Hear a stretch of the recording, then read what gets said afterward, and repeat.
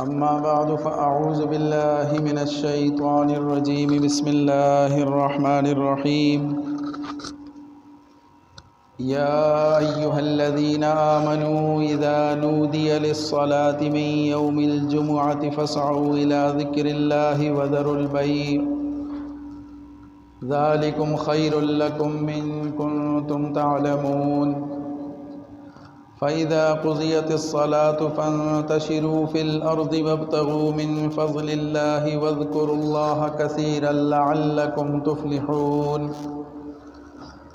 صدق الله مولانا العظيم. سبحان ربك رب العزة عما يصفون وسلام على المرسلين والحمد لله رب العالمين. میرے انتہائی واجب الاحترام معزز سامعین کرام،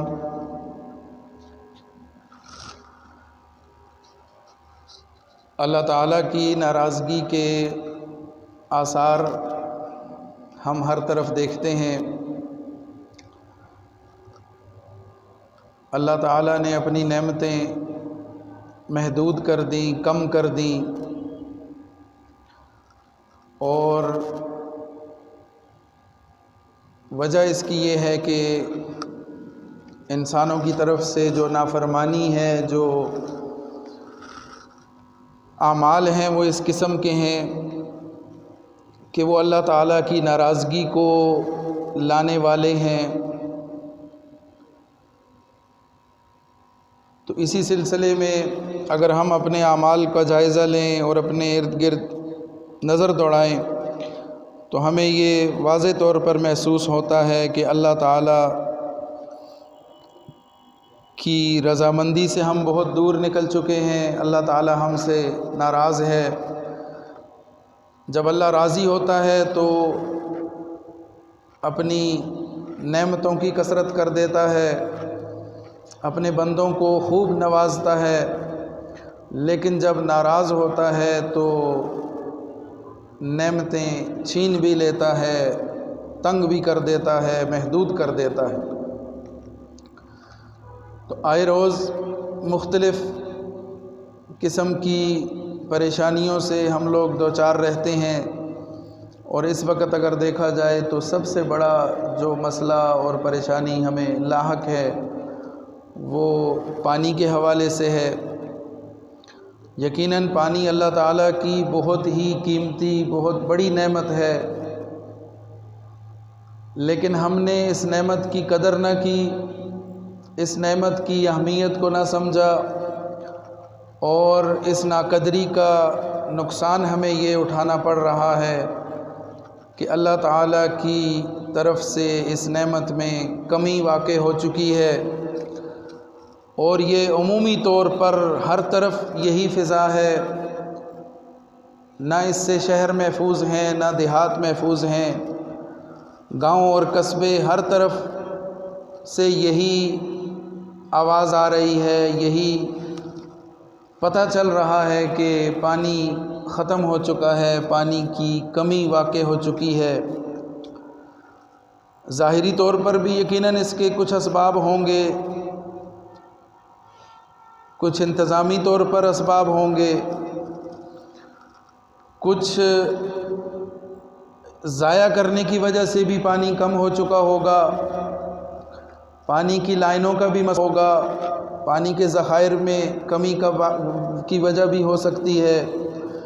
اور بارشوں کا وقت پہ نہ ہونا. مختلف وجوہات ہیں، اور سبھی وجوہات کو نظر انداز نہیں کیا جا سکتا، لیکن سب سے اہم اور بڑی وجہ یہ ہے کہ اللہ تعالیٰ کی نافرمانی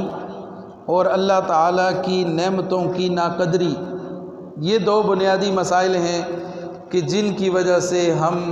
اللہ تعالیٰ کی اس عظیم نعمت سے دن بدن محروم ہوتے چلے جا رہے ہیں. تو اللہ تعالیٰ سے اس حوالے سے ہم دعا کریں اور اللہ کے حضور اپنے گناہوں کی معافی مانگیں، اپنے اعمال کی اصلاح کریں، اور آئندہ کے لیے اس بات کو یقینی بنائیں کہ اللہ تعالیٰ کی نعمتوں کی ناقدری سے بچیں اور ان کو ضائع کرنے سے بچیں۔ اللہ تعالیٰ نعمتوں کے شکر پر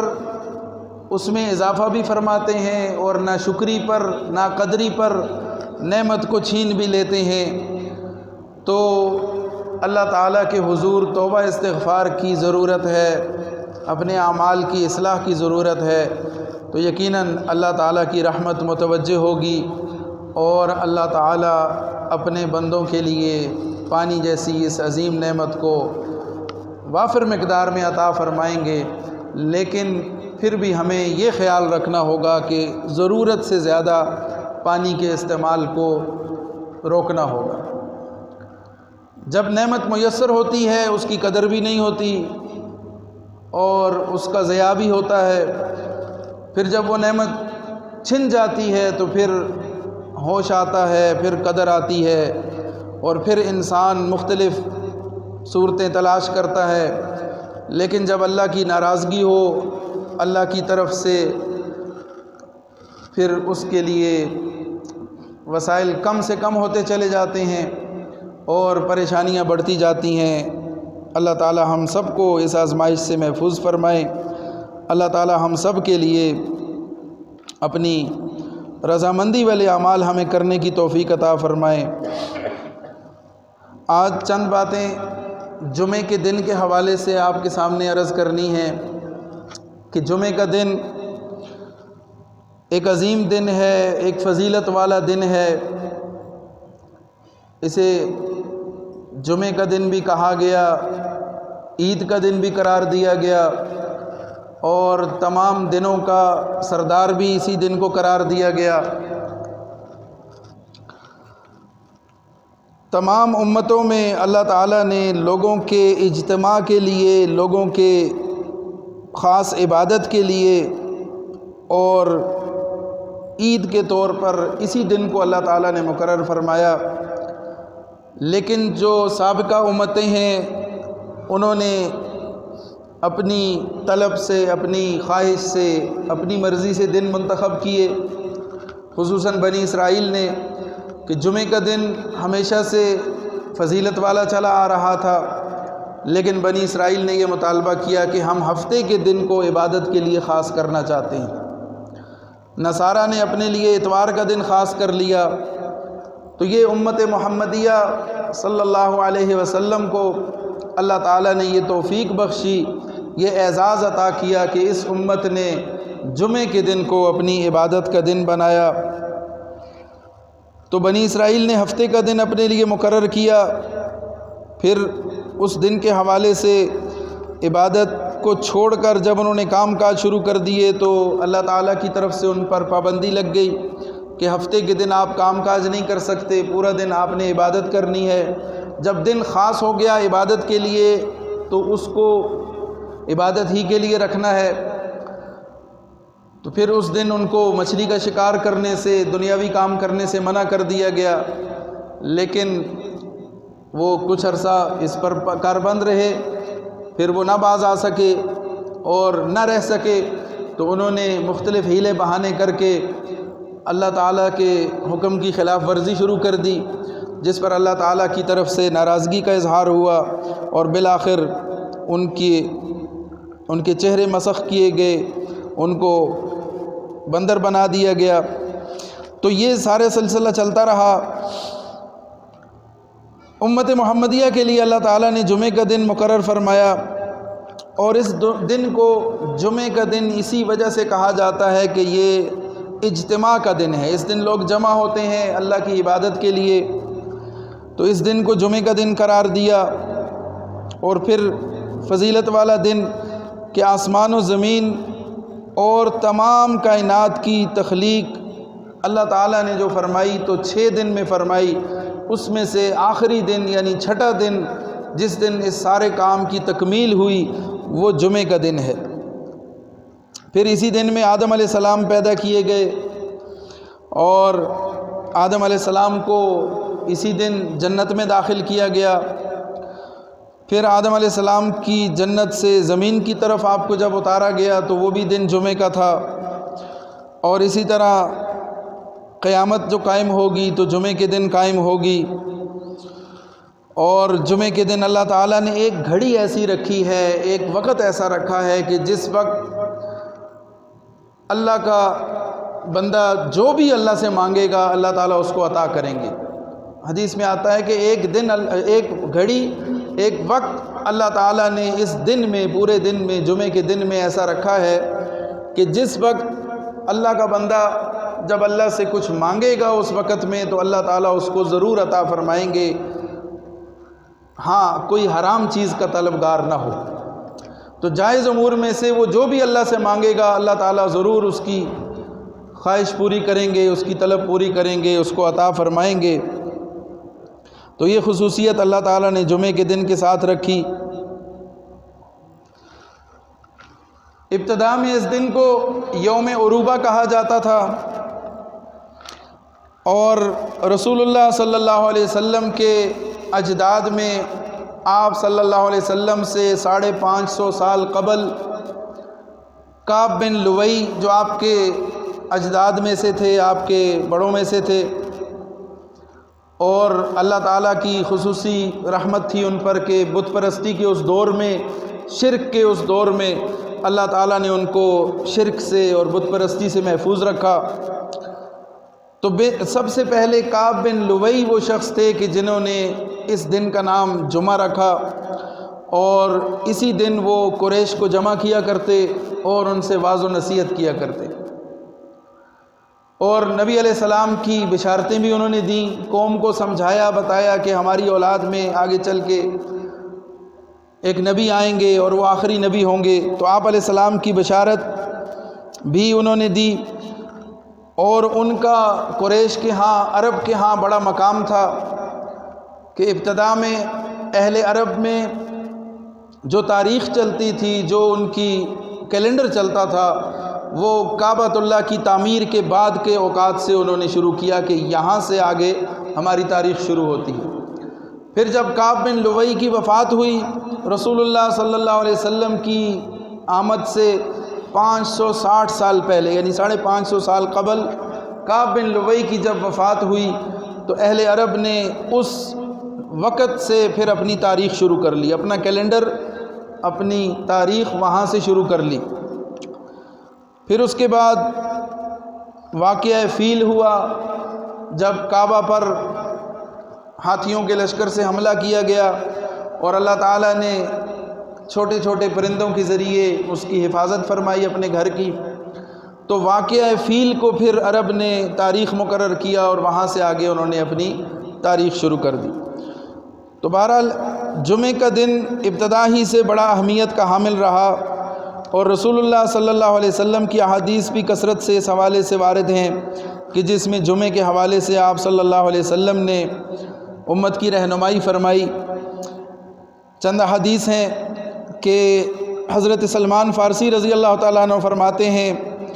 رسول اللہ صلی اللہ علیہ وسلم نے فرمایا کہ جو آدمی جمعے کے دن غسل کرے اور حسب استطاعت طہارت حاصل کرے، تیل لگائے، خوشبو وغیرہ لگائے، پھر اپنے گھر سے نماز جمعہ کے لیے نکلے اور 2 آدمیوں کے درمیان میں نہ گھس کے بیٹھے، یعنی لوگ بیٹھے ہوئے ہیں صفوں میں اور کوئی پیچھے سے آتا ہے صفیں پھلانگتا ہوا اور لوگوں کو تکلیف دیتا ہوا آگے پہنچنے کی کوشش کرتا ہے، ایسا نہ کرے، تکلیف نہ دے کسی کو۔ گھر سے تیار ہو کے آیا اور آ کر مسجد میں بیٹھ گیا، لوگوں کو تکلیف نہ دی، اور پھر نماز پڑھی جو اس کے مقدر میں تھی، اللہ تعالیٰ نے جو اسے توفیق دی اس نے نماز ادا کی۔ پھر جب امام نے خطبہ دیا تو وہ خاموشی سے اسے سنتا رہا، اور اس سارے عمل کے بعد پھر اجر اللہ تعالیٰ نے اس کو کیا عطا فرمایا کہ اس جمعے سے آئندہ گزشتہ جمعے سے اس جمعے تک جتنے بھی اس سے گناہ ہوئے اللہ تعالیٰ نے اس کی بخشش کر دی۔ یعنی جمعے کے دن کی اس نے قدر کی، اہتمام سے تیار ہوا، وقت پہ آیا، جلدی آیا، آ کر بیٹھا، نماز ادا کی، تو اس سلسلے میں اللہ تعالیٰ نے اس کے 2 جمعوں کے درمیان جو بھی اس سے لغزش کوتاہی جو گناہ صغیرہ ہو چکے تھے اللہ تعالیٰ نے وہ معاف فرما دیے۔ حضرت ابو لبابہ بن عبد المنذر رضی اللہ تعالیٰ عنہ بیان فرماتے ہیں کہ رسول اللہ صلی اللہ علیہ وسلم نے فرمایا جمعہ کا دن تمام دنوں کا سردار ہے اور اللہ تعالیٰ کے ہاں سب دنوں سے زیادہ عظمت والا ہے۔ یہ اللہ تعالیٰ کے ہاں قربانی اور عید الفطر کے دن سے بھی عظیم دن ہے، اور اس کی 5 خوبیاں ہیں۔ پہلی خوبی یہ ہے کہ اس میں اللہ تعالیٰ نے آدم علیہ السلام کو پیدا کیا۔ دوسرا یہ کہ اس میں آدم علیہ السلام کو پھر جنت میں داخل کیا اور زمین پر اتارا، یہی دن تھا۔ اسی طرح جمعے ہی کے دن میں آدم علیہ السلام فوت ہوئے، دنیا سے رخصت ہوئے۔ پھر اسی طرح جمعے ہی کے دن میں اللہ تعالیٰ نے ایک ایسا وقت رکھا ہے، ایک ایسی گھڑی رکھی ہے کہ بندہ اللہ تعالیٰ سے اس گھڑی میں جو بھی چیز مانگتا ہے اللہ تعالیٰ اسے ضرور عطا فرماتے ہیں۔ شرط یہ ہے کہ وہ حرام کی طلب نہ کرے، حرام نہ مانگے، کوئی ناجائز چیز نہ مانگے، حرام چیز نہ مانگے، تو اللہ تعالیٰ اسے ضرور عطا فرماتے ہیں۔ اور پھر فرمایا کہ 5ویں خصوصیت یہ ہے کہ اسی دن میں اللہ تعالیٰ نے قیامت کو برپا کرنا ہے۔ قیامت کا وقوع اسی دن میں ہوگا۔ اب جب قیامت جمعے کے دن آنی ہے تو جنات اور انسانوں کے علاوہ ہر مخلوق اس سے خوف کھاتی ہے۔ فرمایا کہ ہر مقرب فرشتہ، آسمان و زمین، پہاڑ اور سمندر اور جملہ مخلوقات جمعے کے دن خطرہ محسوس کرتے ہیں، خوف کی کیفیت میں ہوتے ہیں کہ چونکہ قیامت جمعے کے دن آنی ہے تو کہیں ایسا نہ ہو کہ یہ آج کا دن، جمعے کا دن، قیامت ہی کا دن نہ ہو جائے۔ تو اللہ کے فرشتے اس سے خوف کھاتے ہیں، اس منظر سے ڈرتے ہیں، قیامت کی ہولناکیوں سے ڈرتے ہیں۔ اسی طرح تمام مخلوقات اس سے خوف کھاتی ہیں، زمین و آسمان، پہاڑ، سمندر اور جملہ مخلوقات۔ لیکن ایک انسان ہے اور جنات ہیں کہ جو اس سے غافل ہیں، جنہیں سب سے زیادہ متوجہ ہونا چاہیے، جنہیں سب سے زیادہ فکر مند ہونا چاہیے، وہ اس سے غافل ہیں، اور دیگر مخلوقات اس کا لحاظ رکھتے ہیں اور بہت زیادہ خطرہ محسوس کرتے ہیں کہ جمعے ہی کے دن چونکہ قیامت آنی ہے تو جمعے کے دن وہ خاص طور پر اس خطرے کو محسوس کرتے ہیں۔ پھر ایک روایت میں فرمایا کہ جمعے کے دن فرشتوں کو مساجد کے دروازوں پر بھیج دیا جاتا ہے اور وہ لوگوں کی آمد لکھتے رہتے ہیں، وہ نوٹ کرتے ہیں کہ کون آ رہا ہے، کس وقت آ رہا ہے، یہ ساری چیزیں وہ لکھ رہے ہیں، قلم بند کر رہے ہیں، یہاں تک کہ جب امام آ جاتا ہے اور خطبہ شروع ہو جاتا ہے تو فرمایا کہ قلم روک لیے جاتے ہیں اور وہ جو رجسٹر ہیں، وہ جو دفتر ہیں، وہ بند کر دیے جاتے ہیں اور کلوزنگ ہو جاتی ہے۔ تو ان روایات کو دیکھ کر، ان کو سن کر ہمیں یہ سوچنا ہے، ہمیں یہ فکر کرنی چاہیے کہ رسول اللہ صلی اللہ علیہ وسلم جمعے کے کتنے فضائل بیان کر رہے ہیں، قرآن و حدیث میں جمعے کا کیا مقام بیان ہوا، کیا فضیلت بیان ہوئی، اور پھر ہمارا عمل جمعے کے حوالے سے کیا ہے۔ اس حوالے سے بہت زیادہ فکر مند ہونے کی ضرورت ہے کہ جمعے کے لیے ہم نے کتنا وقت رکھا ہے، کتنی ہم نے جمعے کو اہمیت دی ہے، کتنی ہم نے اس دن کی قدر کی ہے، اور کتنا ہم نے ان فضائل کو حاصل کرنے کی کوشش کی ہے۔ جمعے کے لیے ابتدا میں آنے والے کے لیے فرمایا کہ ایسا ثواب ہے، سب سے پہلے آنے والا، ابتدائی وقت میں آنے والا ایسا ہے کہ گویا اس نے اللہ کے حضور ایک اونٹ قربان کیا، اتنا اسے ثواب حاصل ہوگا۔ پھر اس کے بعد میں کی گھڑی میں آنے والے کے لیے ایسا ثواب لکھا جائے گا کہ گویا اس نے کوئی بیل یا گائے اللہ کی راہ میں قربان کی۔ پھر اس کے بعد آنے والے کے لیے ایک بکرا قربان کرنے کے برابر ثواب ہے۔ پھر اور تاخیر سے آنے والوں کے لیے مرغا اللہ کی راہ میں قربان کرنے کا ثواب، یہاں تک کہ ایک انڈے کا ثواب، اور پھر اس کے بعد وہ سلسلہ بھی ختم ہو جاتا ہے، اور پھر مزید جو آتے ہیں تو وہ صرف نماز کا ان کو ثواب اور اجر ملتا ہے۔ تو اللہ تعالیٰ نے اس دن کو اہمیت دی، اللہ کرے کہ ہمیں اس کی قدر نصیب ہو جائے، ہم اس دن کو احترام کے ساتھ اور اہتمام کے ساتھ گزارنے والے بن جائیں۔ ایک روایت میں فرمایا کہ جس شخص نے وضو کیا اور اچھی طرح سے وضو کیا، پھر جمعہ پڑھنے کے لیے آیا اور خاموشی سے خطبہ سنا، یعنی خطبے کے دوران بات نہ کی، کوئی اشارہ نہ کیا، یہاں تک کہ اگر کوئی شخص بات کر رہا ہے اور کوئی دوسرا شخص اسے منع کر رہا ہے تو یہ منع کرنے والا بھی غلطی پر ہے۔ ہمیں عموماً اس چیز کا لحاظ نہیں ہوتا، دھیان نہیں رہتا۔ بات کرنا تو سرے سے ناجائز ہے، کوئی بات کر بھی رہا ہے اسے منع کرنے والا بھی غلطی پر ہے، اسے چاہیے کہ خاموش رہے، اپنے کام سے کام رکھے۔ خطبے کے دوران خصوصاً بالکل بات کرنے سے رکنا ہے۔ پھر فرمایا کہ یہ سارے کام جو کرے گا، یعنی اچھی طرح وضو کیا، پھر جمعہ پڑھنے کے لیے آیا اور خاموشی سے خطبہ سنتا رہا، تو اس جمعے سے لے کر گزشتہ جمعے تک کے گناہ معاف کر دیے جاتے ہیں۔ اور فرمایا کہ جس نے کنکریاں چھونا شروع کر دی، یعنی عرب میں صفوں کی جگہ کنکریاں بچھائی جاتی تھی کہ صفوں کی نشاندہی ہو جائے، کہ لائن سیدھی ہو جائے، تو جس کی توجہ نہیں ہوگی وہ آ کے اور کاموں میں مشغول ہو جائے گا، صفوں سے کھیلنے لگے گا، کنکریوں سے کھیلنے لگے گا، جیب سے موبائل نکال کے اس کے ساتھ مصروف ہو جائے گا اور دیگر ادھر ادھر کی چیزوں میں مشغول ہو جائے گا۔ تو جس نے اس سے بچنے کی کوشش کی، لغو کاموں سے بچا، اس کے لیے اجر ہے، یہ فضیلت ہے کہ اس کے گزشتہ جمعے تک جتنے گناہ ہو چکے اس سے اللہ تعالیٰ نے اس برکت سے، اس جمعے کی برکت سے اور اس جمعے کا احترام کرنے کی برکت سے، اہتمام کرنے کی برکت سے اللہ تعالیٰ نے اس کے سارے گناہوں کو معاف فرما دیا۔ تو سورہ جمعہ میں اللہ تعالیٰ نے ارشاد فرمایا، یا ایھا الذین آمنوا اذا نودی للصلاۃ من یوم الجمعہ، جب جمعے کے دن اذان دی جائے، پکارا جائے، فاسعوا الی ذکر اللہ، تو فوراً اللہ کے رستے کی طرف دوڑو، مسجد کی طرف پہنچو۔ جب اذان ہو جائے تو اس اذان کے ساتھ ہی تمام بہت سارے جائز امور بھی منع کر دیے گئے۔ فاسعوا الی ذکر اللہ، دوڑو اللہ کی طرف، یعنی اللہ کی رحمت کی طرف متوجہ ہو جاؤ، اللہ کے گھر کی طرف رخ کرو۔ وذروا البیع، خرید و فروخت بند کر دو، دنیاوی کام کاج بند کر دو۔ یہ وقت اللہ نے مخصوص کیا ہے عبادت کے لیے، اس کو عبادت میں گزارو، دنیا کے کام کاج چھوڑ دو، خرید و فروخت ترک کر دو۔ ذالکم خیر لکم ان کنتم تعلمون، یہ تمہارے لیے بہتر ہے۔ تم سمجھتے ہو کہ دکانداری بہتر ہے،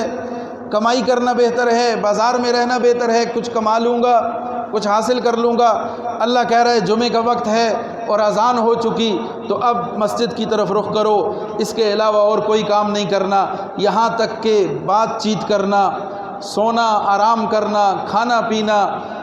مطالعہ کرنا، کوئی بھی کام کرنا اس وقت میں جائز نہیں ہے، صرف اور صرف نماز کی تیاری اور مسجد کی طرف رخ کرنا ہے۔ فاسعوا الی ذکر اللہ وذروا البیع، تو جب اذان ہو جائے، جمعے کے لیے پکار آ جائے، اللہ کے گھر سے ندا آ جائے، پکارا جائے، حی علی الصلاۃ، حی علی الصلاۃ، حی علی الفلاح کی جب صدا آ جائے، تو اب تمہارے لیے جائز نہیں ہے کہ تم گھر میں بیٹھے رہو، فضول کاموں میں اپنا وقت ضائع کرتے رہو اور دنیاوی کاموں میں مشغول رہو۔ رسول اللہ صلی اللہ علیہ وسلم کے زمانے میں جمعے کے وقت ایک ہی اذان ہوا کرتی تھی، اور صدیق اکبر رضی اللہ تعالیٰ عنہ کے دور میں بھی ایک ہی اذان سے جمعہ ہوتا رہا، پھر حضرت عمر فاروق رضی اللہ تعالیٰ عنہ کے دور میں بھی ایک ہی اذان، اور پھر اس کے بعد خطبہ اور پھر جمعہ۔ وہ اذان کہ جو امام کے سامنے کھڑے ہو کر دی جاتی ہے، اور اس اذان کے فوراً بعد امام خطبہ دیتا ہے اور اس کے بعد نماز ہوتی ہے، تو رسول اللہ صلی اللہ علیہ وسلم کے دور سے لے کر حضرت عمر فاروق رضی اللہ تعالیٰ عنہ کے دور خلافت تک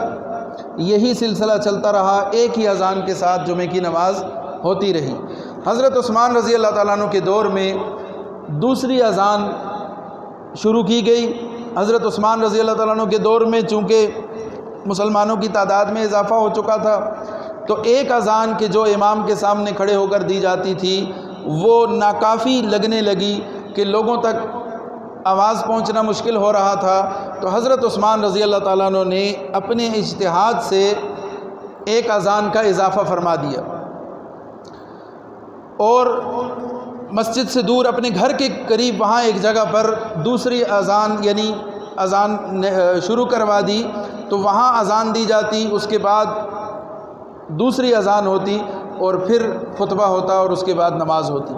تو حضرت عثمان رضی اللہ تعالیٰ عنہ نے تمام صحابہ کی موجودگی میں یہ عمل کیا اور تمام صحابہ نے اس پر اتفاق کیا، سکوت اختیار کیا، کسی نے کوئی اعتراض نہیں کیا۔ تو گویا کہ یہ امت کا اس پر اجماع ہو گیا اور اجماعی طور پر یہ چیز اب مشروع ہو گئی اور شریعت کا حصہ بن گئی اور دونوں اذانیں اب جمعے کے لیے لازمی قرار دے دی گئی۔ تو اللہ تعالیٰ فرما رہے ہیں کہ یا ایھا الذین آمنوا اذا نودی للصلاۃ من یوم الجمعہ، جب جمعے کے لیے اذان دی جائے اور پکار آ جائے تو پھر اللہ کے گھر کی طرف پہنچو، پھر اور کوئی کام نہ کرو۔ فسعوا الی ذکر اللہ وذروا البیع، بیچنا چھوڑ دو۔ اب یہاں پر بیع فرمایا، بیع و شراء دونوں منع ہیں، خرید و فروخت دونوں منع ہیں، لیکن قرآن چونکہ ایک جامع کلام کرتا ہے تو قرآن نے فروخت کرنے کو منع کر دیا، تو خود بخود اس میں خرید خود ہی ختم ہو جائے گی۔ جب فروخت کرنے والا نہیں ہوگا تو خریدار کس سے خریدے گا؟ اور پھر اس میں انتظامی امور کے حوالے سے بھی سمجھا دیا کہ فروخت کرنا منع ہے، تو جب فروخت نہیں ہوگا، دکان بند ہوگی، بازار بند ہوگا، تو خریدنے والے خود ہی مسجد کا رخ کریں گے اور اس سے باز آ جائیں گے۔ اس لیے کہ انتظامی طور پر سب کو منع کرنا اور ایک ایک کو روکنا یہ مشکل ہے۔ خریدار زیادہ ہوا کرتے ہیں اور فروخت کرنے والے چند ہوتے ہیں، تو جو کم ہیں ان کو روک دیا، ان کو بند کروا دیا۔ وذروا البیع، فروخت روک دو، خود بخود خرید بھی رک جائے گی۔ اور خرید و فروخت کے ساتھ اس میں تمام وہ امور شامل ہیں کہ جو آپ کو غافل کر رہے ہیں، دور کر رہے ہیں، نماز سے دیر کر رہے ہیں، ان سب امور کی طرف اشارہ فرما دیا کہ جب تم خرید و فروخت چھوڑ دو گے تو سارے وہ کام چھوڑ دو کہ جو آپ کو اللہ کے راستے سے دور کر رہے ہیں۔ پھر جب نماز پڑھ چکے ہو تو اب اللہ تعالیٰ نے اجازت دے دی، فَإِذَا قُضِيَتِ الصَّلَاةُ فَانتَشِرُوا فِي الْأَرْضِ، اب تم آزاد ہو۔ یہ بھی اللہ تعالیٰ کی خصوصی رحمت ہے اس امت پر کہ اللہ تعالیٰ نے جمعے کے دن کو خصوصیت عطا فرمائی، عبادت کے لیے خاص کر دیا، فضیلت عطا فرمائی، لیکن پورا دن ہمیں پابند نہیں کیا۔ نماز ادا ہو جائے تو اس کے بعد آپ زمین میں پھیل جائیں اور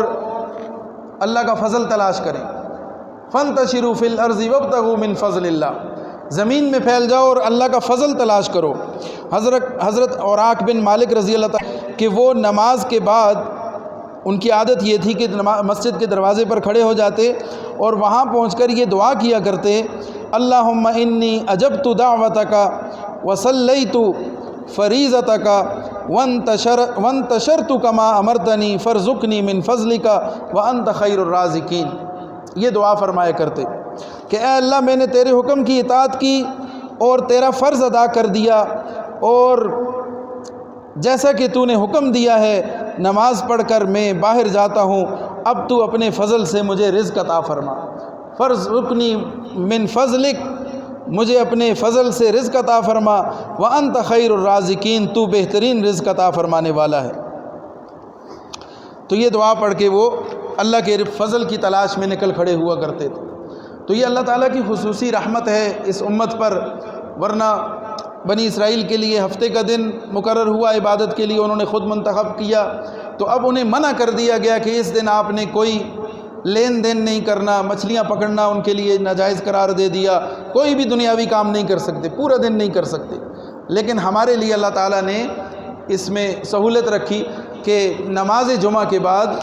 آپ اللہ کے فضل کو تلاش کر سکتے ہیں، یعنی اپنے کام کاروبار، اپنے کاموں میں مصروف ہو سکتے ہیں۔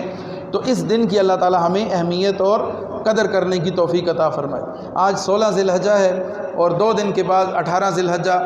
حضرت عثمان غنی رضی اللہ تعالیٰ عنہ کا یوم شہادت ہے۔ وہی عثمان غنی جن کا ابھی ذکر گزرا کہ ان کے دور میں دوسری اذان بھی مشروع ہوئی، اور صرف دوسری اذان مشروع نہیں ہوئی بلکہ ایک طویل فہرست ہے فلاحی کاموں کی اور دینی امور کی اور بہت سارے ایسے انقلابی اقدامات کی کہ جو حضرت عثمان غنی رضی اللہ تعالیٰ عنہ کے دور میں ہوئے، اور ایک بہترین خلافت کا دور گزرا اور ایک بہترین انتظامی صلاحیتوں کے حامل امیر المومنین اس امت کو عطا ہوئے۔ لیکن اس امت نے ان کے ساتھ وفا نہ کی اور آخر کار ان کو بے دردی کے ساتھ شہید کر دیا گیا۔ رسول اللہ صلی اللہ علیہ وسلم کی